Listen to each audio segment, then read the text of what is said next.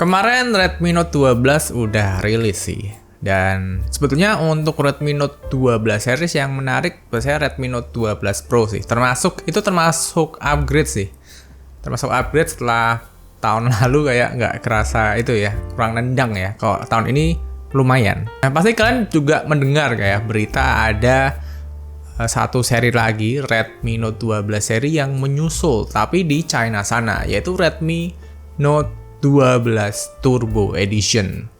Dengar namanya Turbo itu langsung kencengnya minta ampun gitu kan.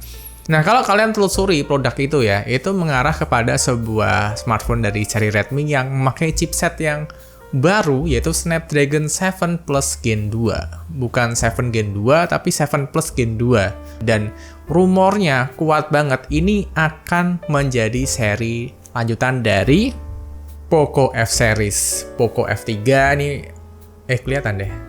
Poco F3 ini masih saya pakai ya. Masih kenceng, dibuat Genshin Impact sekarang juga masih oke. Dilanjutin dengan Poco F4 yang udah ada upgrade di OIS-nya. Dan ini adalah kedua smartphone dari Xiaomi yang pakai Snapdragon 870 favorit saya dulu. Sebetulnya ada juga Poco F2 Pro ya, cuma waktu itu saya nggak beli karena harganya mahal. Kalau ini udah mantap-mantap nih, Poco F3 dan Poco F4. Dan hingga detik ini, masih saya pakai dan semuanya berfungsi enak banget. Masih saya buat pakai ngegame ya. Buat orang-orang yang bilang, Poco HP-nya cepat rusak. Mana buktinya? Kita balik ke rumor tersebut ya, Poco F5 akan hasil rebrand dari Redmi Note 12 Turbo. Nah, kalau kita mengacu berita-berita sebelumnya, kayak Poco F3 yang tadi, Poco F4, merupakan rebrand dari Redmi seri K. Untuk yang ini Redmi K60 atau K50 ya. Lalu untuk yang sebelumnya K40 kalau saya nggak salah ya. Koreksi aja di kolom komentar. Dan untuk Poco F5 ini rumornya dia akan rebrand dari seri Redmi 12 Turbo. Lalu di mana Redmi seri K-nya saya nggak tahu. Tapi untuk sementara rumornya hanya sebatas itu aja. Produknya udah rilis sih di China untuk Redmi Note 12 Turbo. Dimana kalau kalian cek beberapa reviewnya mungkin udah ada ya, dan nanti kayak YouTuber cupu atau Diarcom pasti akan datengin produknya dan di-review langsung. Kalau kalian cek GSM Arena ya, ini udah ada sih speknya juga. Karena dia udah rilis di tanggal 28 Maret kemarin, dimana beratnya itu ada di 181 gram, termasuk ringan lah, nggak sampai 200 ya. Terus udah dual SIM, nano SIM, dan dual standby, nggak ada SD card slot ya. Alasannya kenapa bang kok nggak ada SD card slot? Karena biasanya UFS-nya ini udah bagus banget, udah seri yang baik, dan SD card kalian tuh biasanya tidak bisa menyamai ke kualitas dari UFS-nya, storage internalnya gitu. Jadi malah bisa bikin performanya jomplang nanti disalahin lagi, kok lemot, kok rusak. Untuk layar udah pakai OLED dengan 68 billion color, 120 Hz tentunya, Dolby Vision, HDR10+, 1000 nits dan terang. Ukurannya gede ya, kayak HP-HP kayak Redmi Note 12 Pro, kayak Poco F4, Poco F3 ada di 6,67 inci. Jadi gede banget dan buat ngegame tuh puasnya minta ampun. Dengan resolusi layar Full HD+. Screen to body ratio-nya mencapai 88,9%. Udah pakai Android 13 di MIUI 14 dengan chipset Qualcomm Snapdragon 7 Plus Gen 2 yang 4 nanometer. Dimana rumornya kemarin tuh yang Antutunya 1 juta. Gila. Ini gila sih, menarik banget sih. Untuk RAM-nya sendiri udah pakai LPDDR5 sih katanya sih. Dan untuk varian tertingginya nih tersedia sampai RAM 16 dan storage-nya 1 TB. Tapi itu di China ya. Untuk yang globalnya, yang Indonesia, jelas biasanya tidak akan sama. Biasanya turun, kayak spek biasa gitulah. Cuma mungkin siapa tahu ya, Poco kali ini kan tagline-nya tahun ini 2 kali menggebrak. Siapa tahu bakal didatengin storage 512 sebagai leading market. Pertama kali HP harga mid ada 512 GB. Siapa tahu. Kalau untuk yang RAM-nya 16 GB, buat saya sih terlalu OP sih. Cuma make sense banget kalau misalkan Poco mau mendatangkan RAM 12 GB. Jadi bisa kayak iQOO Z7 ya, yang ada RAM 12 GB. Siapa tahu Poco bisa melakukan hal itu. Ada suara bakso kedengeran gak sih? Aduh bang. Jam berapa nih? 9:30 jualan bakso. Lalu untuk kameranya, untuk main kameranya ada di 64 megapiksel, ada OIS-nya katanya. Keren kan? 64 megapiksel, ada OIS.